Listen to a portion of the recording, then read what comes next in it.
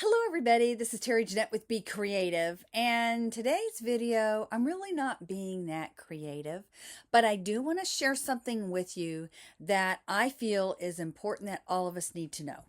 So I suffer from two chronic things. One of them is a chronic cough, which I don't have it now, thank goodness, and the other one is a chronic rash.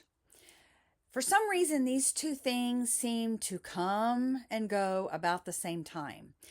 Normally, they start sometime in November when the weather starts cooling off, and then it goes away in May, usually coinciding with a trip that I go home to Florida to visit with my family, and I'm out in the sun at the beach and the water, salt water and stuff a lot, and I don't know if anything has to do with anything as far as why it goes away in May.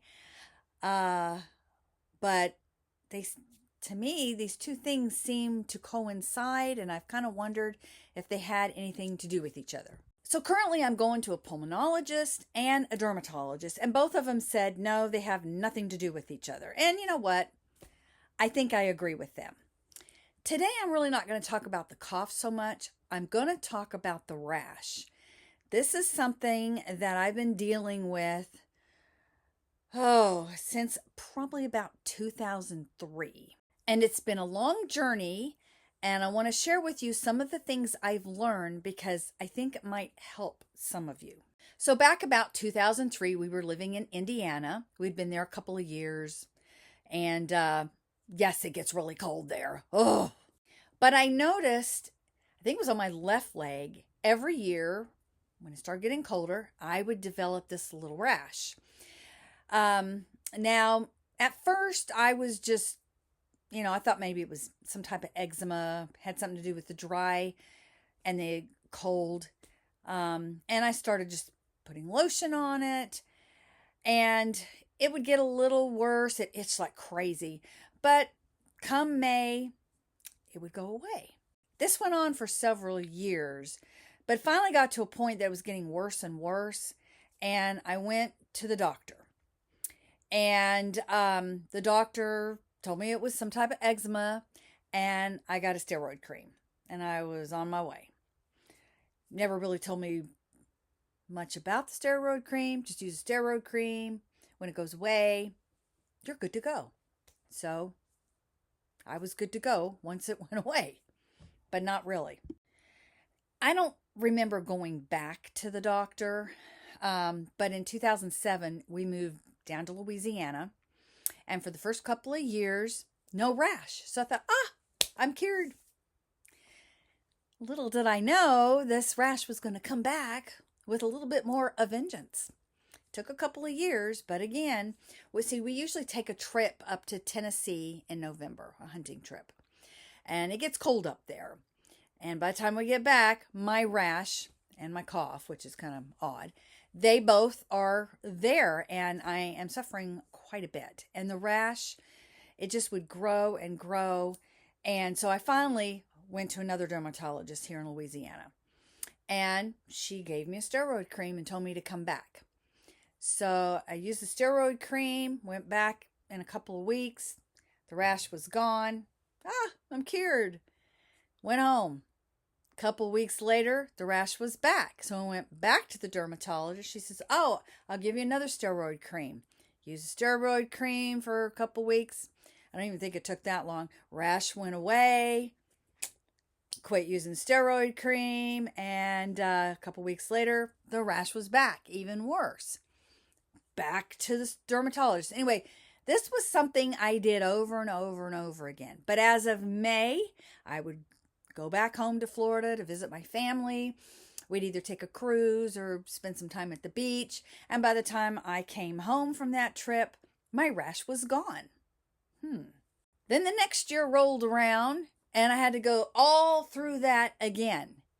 And then the next year, anyway, this was a common cycle for me, but I really didn't think anything of it until we moved up to Kentucky. I believe it was 2012. I went to a different dermatologist. He ran a few tests. He took some samples of my rash to make sure it wasn't some other stuff. And then he asked me, he says, well, what have you been doing? Because I told him I've had this for years. So I kept almost all of those cortisone creams in a big gallon Ziploc bag. And when I whipped that out and showed that to him, he about had a heart failure, heart attack there.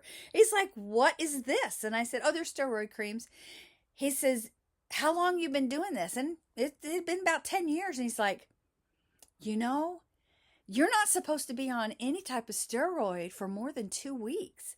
He says, I notice your skin is in really rough shape. At the time I was in my early 50s. And he's like, you have skin on your legs, that of an 80-plus-year-old. And it's due to the steroid cream. And the steroid cream is just making it worse. So he sent me off to an allergist up in Louisville, Kentucky. I spent a week there doing some extensive testing, and come to find out I was allergic to a lot of things that I was using. One of them, I was using tea tree oil on my rash. It's one of the things I was using to try to get rid of it. I'm allergic to that. I'm allergic to lavender. I'm allergic to formaldehyde, which formaldehyde is in a lot of things. Any type of fabric blend, like a poly cotton, things that are blended together, they use formaldehyde. If something is stain retardant or resistant, or flame resistant or retardant, those have formaldehyde in it. A lot of our household decorations and carpet, furniture, all this stuff is full of formaldehyde, and I'm allergic to that. Something else I'm allergic to is a lot of the stuff, the chemicals and all that they put in makeup. Fragrance is a big thing. I'm very allergic to fragrance. And I know if I'm sitting beside somebody that's got perfume on, I start coughing. I can't even walk down the laundry aisle without coughing. And it also will produce a rash for me. So anyway, I had to find new makeup to wear, some stuff that was more organic. No more can I wear eye makeup, which I never really wore a lot of eye makeup, but I did wear mascara, and it sure opened my eyes. But I haven't been able to find any mascara that I can wear without getting pink eye. So minimal makeup for me. So I shared this with a friend of mine who was into essential oils. And she said, you know what? I'm going to send you some essential oils. And she sent me a Roman chamomile and a couple of other ones. But she said Roman chamomile, peppermint. Peppermint is good for the itch. Make sure you use a carrier oil or some type of I used a Cetaphil cream. It doesn't have any fragrance in it, and it doesn't have anything in there I'm allergic to. So I was using that to put 1 little drop of peppermint and 1 drop of Roman chamomile, mixing that all up, putting it on my legs, and my rash went away almost immediately. So I started using that, and still was getting the rash, but it wasn't as bad. So fast forward to 2025. We're 2026 right now. September of 2025, my rash came back. My cough came back too, which I thought was interesting. But that's a whole nother video. Unless you don't want to hear about it. Let me know if you're curious about my cough story. But anyway, back to the rash story. 2025 September, my rash came back. I had a little patch on one of my shins. It itched really bad. I used my cream, and by this time I was using cedarwood. I had switched to that because it was hard to get Roman chamomile for a while, and I found cedarwood was just as good, and it's a lot less expensive. And but this year, for some reason, it wasn't working. And then my rash moved to both my legs, and it was pretty bad. Now, I will leave pictures of my rash. I kind of documented it. And I will leave those pictures at the end of this video so you can see it.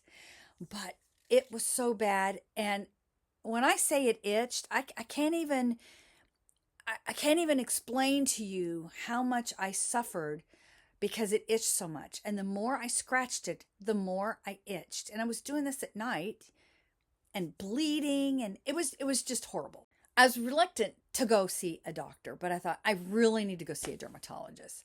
So I went to a different one that I had gone to before, and I had done a little bit of research, and I really thought, I think, and I still think, that what I am suffering from is called topical steroid withdrawal, TSW, also known as red skin syndrome. There's a lot of people out there suffering from this very thing, and it's all stems from overuse of steroids. So when I went into the doctor and I mentioned this, of course, I'm stupid. That's stuff on the internet.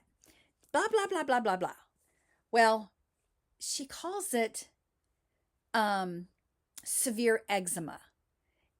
No, it's not severe eczema. This is from overuse of steroid creams. And I know this for a fact. Well, I guess I can't say for a fact, but I just have this burning feeling that this is TSW, and I don't want any steroids at all. So she gave me a cream. It's not non-steroidal. And she told me to use, what was it called? CeraVe. Now, the allergist told me to use CeraVe years ago. And when I used it, it actually made my rash worse. But I had forgotten about that. So I went to the store and I bought a big old thing of CeraVe, and I had this cream that she gave me, and I made sure it was non-steroidal because she told me that, but I still wanted to make sure, and it wasn't. And I started using that, and my rash got even worse. And then I remembered CeraVe made my rash worse. So I quit using that, got my Cetaphil back out, and was using that with the cream that she had given me, but it was still not good. And it got really bad. So there's a Facebook group that I am a member of, and I've been following these people for some time, all about the topical steroid withdrawal. I'll leave a link to that down in the description box below. If you're interested, you go check them out. But I asked a lot of questions to these people. Some of these people actually have found doctors that have diagnosed them with TSW and that are legitimate. And some of these people, I don't know if that was to happen to me. It's on the face really bad. I don't know if I would ever leave the bed. And I could see where depression could set in. And this has happened to a lot of these people. My heart goes out to them. It is so, so bad. And I don't want to get there. So I've been really careful about steroid use. And it's just not topical steroid. I've been going to a pulmonologist for my cough. And guess what? He was going to prescribe a steroid inhaler for me. And I told him no. So he's actually going to give me a non-steroid inhaler. So anyway, today I went back to the dermatologist. It's been a couple of months since I saw her. My rash is so much better. It's not completely gone, but it's pretty much all gone. My skin is very rough, very aged looking. I think it will heal over time. And when I showed it to her, she's like, "Oh, okay, that cream did good. It was good." And I said, "I didn't use the cream." She says, "Well, what did you use?" And I said, "Nothing." And this is what I told her. This is what I've been doing. So back in December, my son and his wife, they ordered a red light therapy. It's a loom box.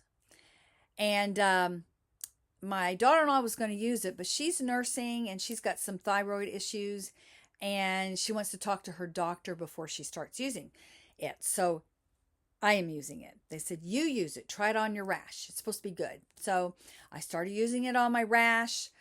I quit using any creams. This particular Facebook group, they talk about red light therapy, which is RLT, if you see that. They also talked about, it was no moisture therapy, so NMT, which means no moisturizer at all, no soap. Some people don't even take showers. I don't know if I can do that. I have to have my shower, but I take a quick shower. I dry off really well. I don't rub it. I pat the water. And I have seen a huge difference. I can't believe how good my legs look. Now, at first, they got really scaly, but that was all part of the healing. Now, I love my moisturizer, and I saw that my rash was pretty much gone. So I thought, I think I'm going to try using my moisturizer again. That was a mistake. It started coming back like immediately. Like I could tell immediately, it really started itching. It started flaring up. It was really, really red. I thought, not time yet. Another thing I did use was aloe. So I have a friend of mine that has a big old aloe plant, and she brought me a stem, and I put it in the refrigerator, and boy, that feels so good. So the aloe is really good. Now, one thing I am hoping I'm going to be able to use besides my moisturizers is I do use self-tanners. I don't usually use them in the winter. I only use them, I usually quit when I'm starting to wear long pants and all. But I tell you, I am so pale. My skin is disgusting.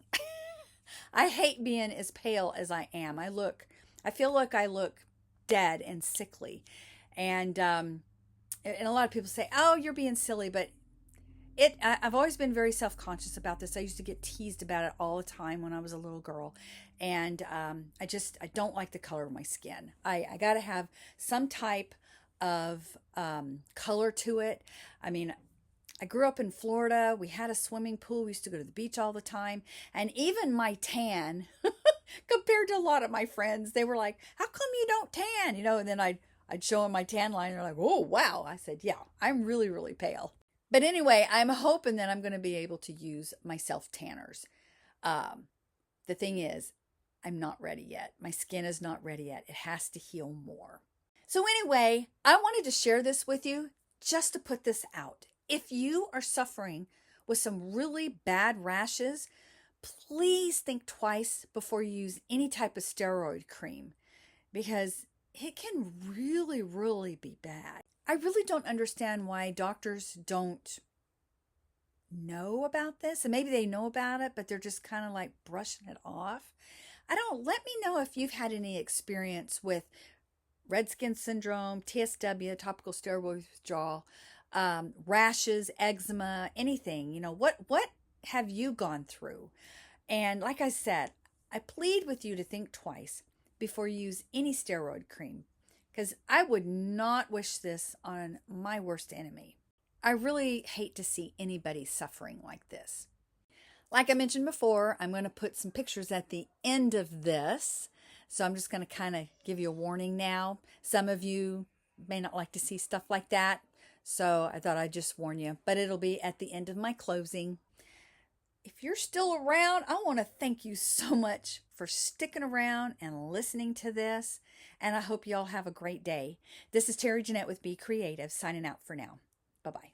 Now, my rash started back in September as a little bitty spot, but by November 13th, this is what it looked like, and it itched so bad. The more I scratched, the worse it itched, and the worse it got. By mid-December, I had already seen the dermatologist, and she told me to use that cream and some other creams, and it should go away. But it did not, so I did a little research on my own. During my investigation, I learned about the red light therapy and the no moisture therapy, which I started, and boy, did I see an improvement. Okay, now let's fast forward a few days, and I'm in Florida visiting my family for Christmas, and of course, we went to the beach a couple of times. And even though that water was cold, I stuck my leg in there and I made sure I got plenty of salt therapy. And look, what a difference in just one day. I was only able to go to the beach twice, but boy, just those 2 times really gave a huge improvement.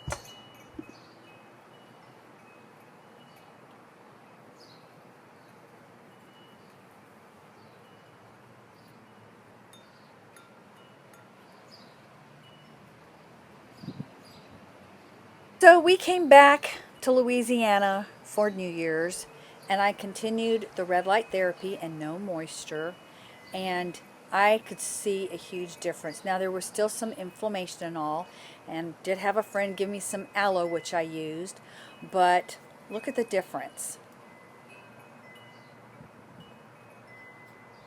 Today is February the 13th. I just got back from the dermatologist, and this is what my legs look like. Now, these were not there a few days ago, but I decided to try some moisturizer, and those popped up, and it still does itch. You can tell I've been scratching on it a little bit, but it has improved so much. My legs are still really, really dry and old looking, but what a vast improvement.